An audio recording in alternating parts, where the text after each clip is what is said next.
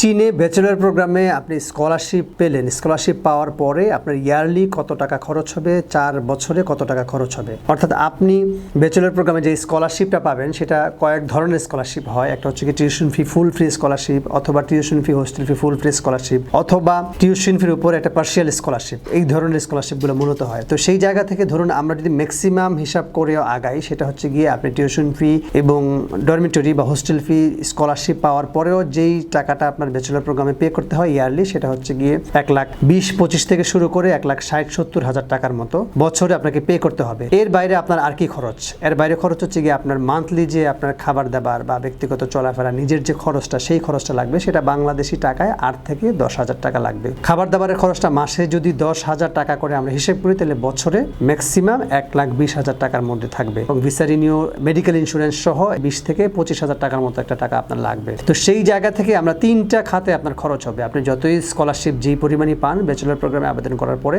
আপনাকে এই 3টা খরচ করতে হবে।